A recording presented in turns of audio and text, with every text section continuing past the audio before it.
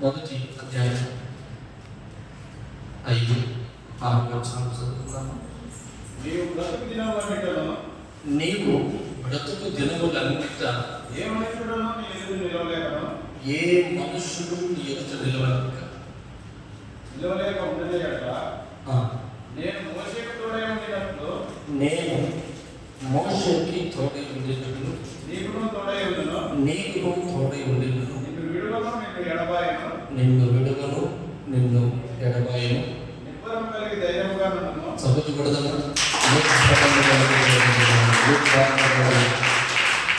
నిర్భరము కలిగి ధైర్యంగా ఉండవు.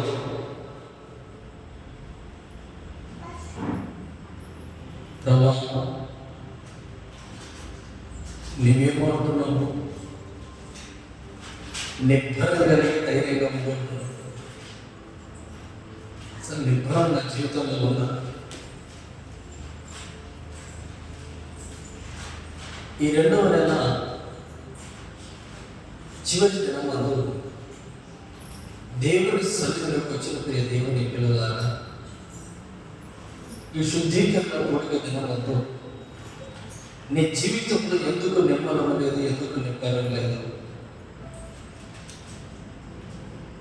నీవు అంటున్నావు, ఏ చిన్న సమస్య వచ్చినా, ఏ బాధ వచ్చినా, ఏ కష్టం వచ్చినా ఏమంటున్నామంటే, ప్రతి దేవుని నమ్ముకునే యేసు క్రీస్తు ప్రభువుని నమ్ముకున్న బిడ్డలు ఏమంటారంటే, త్వరగా వచ్చాక యెహోషువకు తోడే ఉన్నది, మోషేకు తోడే ఉన్నది. యెహోషువకు తోడే ఉన్నాడన్న, యెహోషువకు తోడే ఉన్నది, మనకు తోడే ఉన్నాడన్న. ధైర్యంగా ఉన్నామన్నాడు. ధైర్యంగా ఉండు. నేను అందుకే ఈ సంవత్సరంలో, పోయిన సంవత్సరంలో అదే వాగ్దానం కదా, నిర్భరముగా ధైర్యంగా. ఒక మనుషునికి నిమ్మలం ఎలా వస్తుంది? నిమ్మలం ఎలా వస్తుంది? మనిషి జీవితంలో ఉదయాన్ని లేచిన నుంచి సాయంకాలం వరకు ఏదో ఒక సమస్య చేత, ఏదో ఒక బాధ చేత, ఏదో ఒక కన్నీళ్ళ చేత, ఏదో ఒక నిందలు, ఏదో ఒక మాట చేత మనిషికి నిమ్మలం లేదు. మనిషికి నిర్భరం లేదు. ఈ శుద్ధీకరణ కూడిక దినం ముందు కూడా ఓ ప్రియ దేవుని నమ్ముకున్న ప్రియ బిడ్డలారా, మనిషి జీవితంలో ఈ మాసం అంతా నిమ్మలం లేక, నిర్భరం లేక, నెమ్మది లేక దేవుని సన్నిధిలో చూసి కూర్చున్నావా? ఏ విషయంలో నిమ్మలం లేదు నీకు? ఎందు నిమిత్తమై నిర్భరం లేదు అయ్యా. మనిషి జీవితంలో నిమ్మలం లేదు, నిర్భరం లేదయ్యా. అయితే దేవుడు అన్నమాట, నీవు బ్రతుకు దినములనేది ఏ మనుషుడు ఎదుట నిలవలేక ఉండను. నేను మోషేకు తోడే ఎన్నో విడుదలను అసలు నిలుస్తుగా దేవుని సన్నిధిలో దేవుని పిలుపులాగా ఈరోజు నా ప్రతి ఒక్కరికి ప్రతి ఒక్కరి నోట వెంట, ప్రతి కుటుంబంలో ఉన్న మాట ఏమిటంటే, మనిషిలో నిమ్మలం లేదు, కుటుంబంలో నిమ్మలం లేదు, శాంతి లేదు, సమాధానం లేదు. అందరూ అంటున్నాం, దేవుడు నాకు తోడున్నాడు, దేవుడు నాకు తోడున్నాడు, దేవుడు నాకు తోడున్నాడు, దేవుడు నాకు తోడున్నాడు. ఈ రోజున ఎవరి జీవితంలో నిమ్మలం లేదని, దేవుడు నాకు తోడు లేడని అనుకుంటున్నావా? అనుకుంటున్నావు. ఆ మాటలు వెళ్ళిపోవద్దు. నీ జీవితంలో నిమ్మలం ఉంది. ఆ యేసయ్య కలవరికి మార్చిన యేసయ్య వైపు ఒక్కసారి దేవుడు కనులెత్తి చూడు.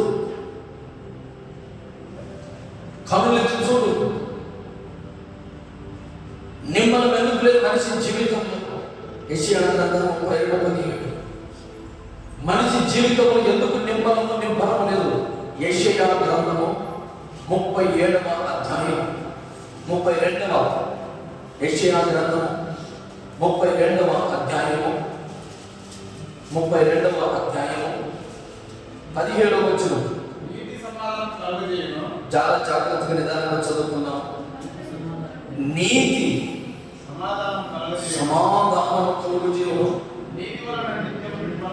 నీతి వలన నిత్యము ఎవడును నిమ్మలము నిబ్బరము కలుగును. హల్లెలూయా. హల్లెలూయా. మనిషి జీవితంలో నీతి, మనిషి జీవితంలో నిమ్మలం ఉండాలంటే, నిబ్బరము కలిగి ఉండాలంటే, అయ్యా నిబ్బరము ఎలా కలుగుతుంది, ఎలా వస్తుంది? మనిషి జీవితంలో నీతి అనేది స్థాపించబడితే, మానవుని జీవితంలో నిజాయితీ అనేది మనిషి జీవితంలో ఉంటే మనిషికి నిమ్మలం ఉంటుంది. ఈ శుద్ధీకరణ కూడిక రోజున జీవితంలో ఎందుకు నిమ్మలం లేకుండా పోతా ఉంది? ప్రతి ఒక్కరితో నిందలో ఉన్నారు. దేనికి మనసులో నిమ్మలం ఉందా? కుటుంబంలో నిమ్మలం లేదు, పొలం దగ్గర పెడితే పొలంలో నిమ్మలం లేదు, ప్రయాణం పెడితే ప్రయాణంలో నిమ్మలం లేదు, ఎటు చూసిన నిమ్మలం లేక, నిబ్బరం లేక మనిషి జీవితంలో సమాధానాన్ని కోల్పోయి దేవుని సన్నిధిలో కూర్చున్న దేవుని బిడ్డలారా, ఈ శుద్ధీకరణ కోరిక రోజున ప్రభు ఒక్క మాట మాట్లాడదలుచుకున్నాడు. నిమ్మలం ఎలా కలుగుతున్నాయో యేసయ్య, నీ మందిరంలోకి వచ్చాను, నిమ్మలమే లేకుండా నా జీవితం కలుగుతా ఉంది. ఎందుకయ్యా నా జీవితంలో నిమ్మలం లేదు అంటే, ప్రవర్తన వరకు నేను నీతి లేదు. చెప్పకూడదు.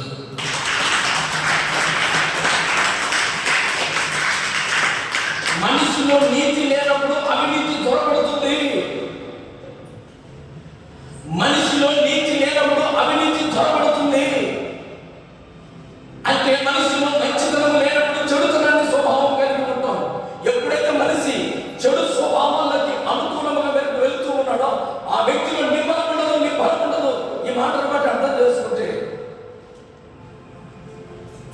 మనిషి జీవితంలో నిమ్మలం లేకపోవడానికి గల కారణం నీ కుటుంబంలో మాటలు కాదు, అవి ఒక కోణం, నీ సమస్యలు మరో కోణం. మనిషిని నిమ్మలముగా నిబ్బరముగా ఉండనివ్వనిది ఏది మనిషి పూర్వకంగా అంటే పాపము నిమ్మలమని ఉండదు. హల్లెలూయా. మనిషి చేస్తున్న ప్రతి బలహీనతను బట్టి, ప్రతి అవమానాన్ని బట్టి మనిషిలో నిమ్మలము కోల్పోతామో. ఈరోజు నీ జీవితంలో నిమ్మలం లేదా, నిబ్బరం లేదా? బైబిల్ గ్రంథం సెలవిస్తున్న మాట ఏమిటంటే, ఒకటి అంటున్నాడు దేవుడు. ఏమంటాడంటే, నీతి వలన నిత్యము నిమ్మలము నిబ్బరము కలుగును. దేని వల్ల కలుగుతుంది నిమ్మలము? నీ డబ్బు వల్ల కలుగుతుందా? లేకపోతే ధనధాన్యముల వల్ల నిమ్మలం కలుగుతుందా? భోగ భాగ్యముల వల్ల కలుగుతుందా? సుఖ సౌఖ్యముల వల్ల నిమ్మలం కలుగుతుందా? కలగదు. ఒక మనిషిలో నిబ్బరము రావాలంటే, నిమ్మలము కలగాలంటే జీవితంలో ఒక నీతి వల్ల తప్ప జీవితంలో ఎక్కడ నిమ్మలం ఉంటుందా? నిమ్మలం ఉంటుంది, నిమ్మలం ఉంటుంది. ఎలా చెప్పగలమయ్యా? నజరేయుడైన యేసుక్రీస్తు ప్రభువు వారు ఒక మాట అన్నాడు, నాలో ఎవడైనా పాపమును స్థాపించగలడా? నాలో పాపముందని ఎవడైనా రుజువు చేయగలడా? నాలో పాపముందని ఎవడైనా రుజువు చేయగలడా? రుజువు చేయగలడా? స్థాపించగలడా? లోకానికి సవాలు విసిరాడు నజరేయుడైన యేసయ్య. ఎప్పుడైతే అలాగా లోకానికి ఒక మాట విసిరాడో,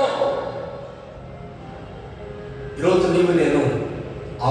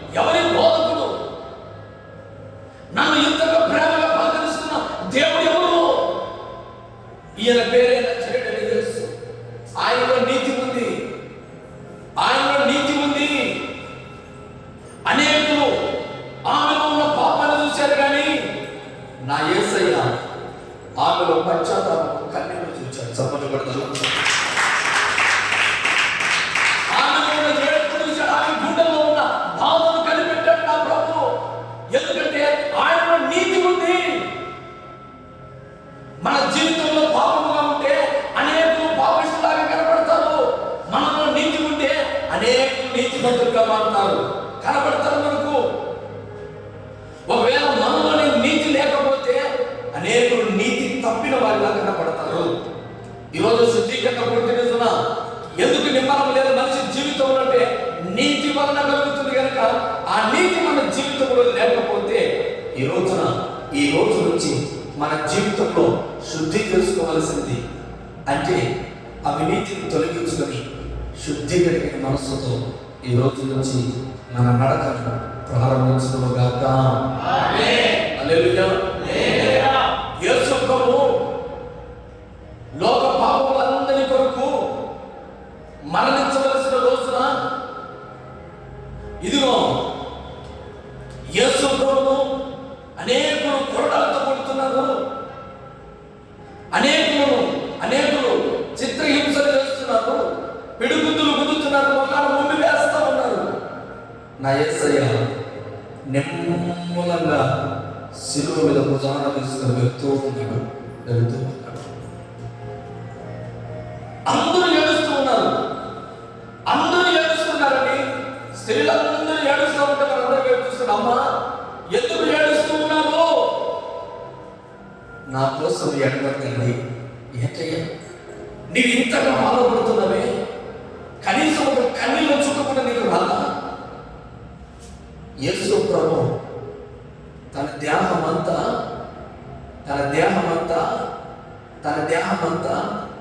ఎక్కడ కానీ దేహమంతా గాయముల చేతి నింపబడ్డాడు. నా ప్రభు దేహమంతా చీల్చబడుతున్నా కలువరి కొండ వరకు నా ప్రభు శివుడు దించిన దేవుడు కాదు. ఆయన ప్రతి అడుగు రక్తముగా మారిపోతా ఉంది. రక్తముగా మారిపోతా ఉన్నా కూడా నిమ్మలంగా వెళ్తున్నాడు నా ప్రభు. శిలువలో ఒక ప్రక్కన అరచేతుల మేకు, మరో ప్రక్కన మేకు, కాళ్ళలో మేకులు, తలలో మూల కిరీటం. అయ్యా యేసు ప్రభు బ్రతికాడని చూడరా అంటా ఉంటే ఒక వ్యక్తి బల్లం తీసుకుని ప్రక్కన పొడుస్తూ ఉన్నాడు. అయినా నా ప్రభు ఏడ్చిన వాడు కాదు, నెమ్మదిగా. ఆ సమయంలో ఒకటి యేసయ్య నీ రాజ్యంలో నాకు స్థానం ఇస్తావా? ప్రశాంతంగా ప్రభు అంటున్నాడు, నీవు నాతో కూడా పరదేశంలో ఉంటావు.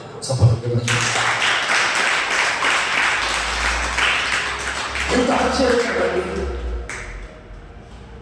ఒక కన్నీళ్ళ చుక్క రాల్చడం, అనేకులు చిత్రహింసలు పడుతున్నారు, అనేక బాధలు పెడుతున్నారు. ఒక కన్నీళ్ళ ముట్టు రాల్చడం, ఏడవడం ఎందుకు? కారణం ఏంటి? నా ప్రభు మరణిస్తూ కూడా నిమ్మలంగా మరణించలేదు. కారణం ఏంటంటే లోక పాపములన్నీ శుద్ధి చేయబడాలి. లోక పాపములన్నీ నా ప్రభు మీద నిమ్మలంగా ఉన్నాడే కానీ ఎప్పుడు కానీ గాబరా పడిన వాడు కాదు, కలవరపడిన దేవుడు కాదు. మన కుటుంబంలో కాస్తంత నెమ్మది లేకపోతే ఈ జీవితం ఏమవుతుంది? నిమ్మలం లేని బ్రతుకు ఎన్ని రోజులు బ్రతకాలన్నా? నిమ్మలం లేని బ్రతుకు ఎన్ని రోజులు బ్రతకాలనే కుటుంబంలో? ఈ కుటుంబంలో బ్రతకలేక, చావలేక, ఉండలేక, లేవలేక నా జీవితాన్ని సర్వనాశనం చేసుకుంటున్నాను. ఎప్పుడు నా జీవితంలో నిమ్మలం ఉందని, ఎప్పుడు నా జీవితంలో నిమ్మలం ఉందని, ఎప్పుడు నా జీవితంలో ప్రశాంతత ఉందని, అసలు బ్రతికే కన్నా ఏదో ఒకటి చస్తే నేను కదా అని ఒకవేళ నీ జీవితంలో కలుగుతున్నావా? నిమ్మలం కొరకు ఎదురు చూస్తూ ఉన్నావా? దేవుని ప్రేమిట నిన్ను ప్రేమించిన ప్రభు ఈరోజు నా గుండెలో మాటలు ప్రభు చెప్తూ ఉన్నాడు. ఏమంటున్నాడంటే నీతి వలన నిమ్మలం కలుగుతుంది కానీ భూలోకంలో ఇక దేని వల్ల నిమ్మలం రాదు అని ప్రభు అంటాడు. నీతి వలన నిమ్మలం కలుగుతుంది కానీ ఇక దేని వలన నీ హృదయంలో నిమ్మలం రాదు.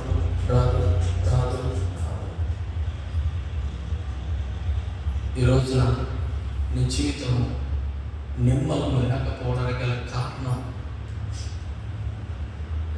నీతి లేదు, నీతి లేదు, నీతి లేదు.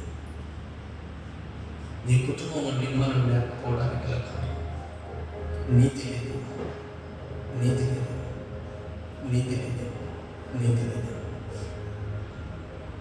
దేవుడు ప్రియబిడ్డలారా సాహసించి ఒక మాట చెప్తూ ఉన్నాను.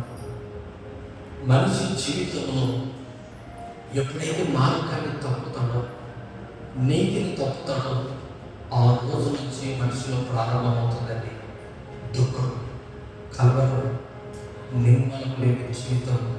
మనిషి దారి తప్పిన నాటి నుంచి నేటి వరకు సరి అయిన మార్గంలో నిలబడేంత వరకు మనిషి జీవితంలో నిబ్బరంగా ఉండదు. చూడండి, చూడండి. అందుకే యెహోషువతో అంటున్నాడు, యెహోషువా, మోషేకు తోడైన దేవుడు నీకు తోడై ఉంటాడు. నిబ్బరముగా ఉండు, నిబ్బరముగా ఉండాలంటే యెహోషువా, నేను నీకు తోడై ఉండాలంటే యెహోషువా, నేను నీతి కలిగిన దేవుడును, నేను పరిశుద్ధుని కనుక నీవు పరిశుద్ధమైన జీవితం జీవించి నీతిగా బ్రతకాలి యెహోషువా. ఆ రోజున నేను నీకు తోడై ఉంటాను యెహోషువా. నీ జీవితం నిర్మలంగా ఉండాలంటే, నీ జీవితం నిర్మలంగా ఉండాలంటే, నేను నీకు తోడై ఉండాలి అంటే ఈ రోజున నీతి ఉండాలి యెహోషువా అని యెహోషువాతో చెప్తాను. ఈరోజు ఆ రోజు చెప్పిన దేవుడు మనకి రోజుతో మాట్లాడుతారు. దేవుడు తోడు లేకపోతే, దేవుడే తోడు లేకపోతే ఈ 2వ నెల చివరి దినానికి వచ్చే వాళ్ళము కాదు. తెలియదు ఏ ప్రమాదం జరిగి ఏ సమస్యలు పడిపోతుందో, ఏ ప్రమాదం జరిగి ఎక్కడ నాశనం అయిపోతుందో, ఏ సమస్య జరిగి ఎక్కడైపోతుందో. నేను అడిగిన ఈరోజు నేను సాయం మధ్యాహ్నం కాలం వాళ్ళ కుటుంబానికి ప్రార్థన చేయడానికి వెళితే ఆ బిడ్డ అంటున్న మాట, అయినా నేను ప్రయాణంలో క్షేమంగానే వస్తూ ఉన్నాను, ట్రైన్లో నిలబడ్డాను, ఎవడు వెనక నుంచి వచ్చాడో తెలియదు, ట్రైన్లో నుంచి కింద పడ్డాను. దేవుడి మహాకృప, ట్రైన్ కమ్మీల కింద పడకుండా ప్రక్కన వేసాడు నా ప్రభు. హల్లెలూయా.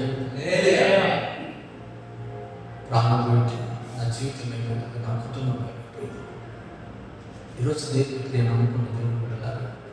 దేవుడు ఉండే, దేవుని తోడు ఉండే, దేవుని కాపుదల ఉండే, దేవుని సంరక్షణ ఉండే ఈ రోజున మనందరికీ ఈ 2వ మాసములో ఈ చివరి దినాన ప్రభు నడిపించాడు. ఈ ప్రభు నడిపించిన విధానమును బట్టి ఈ రోజున మన జీవితంలో క్షేమంగా ఉన్నామంటే కేవలం దేవుడు ఇచ్చిన మా కృప. గనుక యేసయ్యకు ఆహ్వానించింది, యేసయ్యా నువ్వు కనికరించవయ్యా, నా జీవితంలో నిర్మలం దయచేయయ్యా, నా జీవితంలో ఒకవేళ నీతిని తప్పిన ఈ రోజు నుంచి నీతివన్నీ మిమ్మల్ని పట్టును, నీతిని కొనసాగించే ధన్యత నాకు దయచేయండి అని ప్రార్థన చేసుకుంటూ ప్రభు సన్నిధిలో మోకాలు నిలబడదాం. అందరూ మోకరిద్దాం. ఈ సమయం మందు మోకాలు నిలబడదాం. దేవుని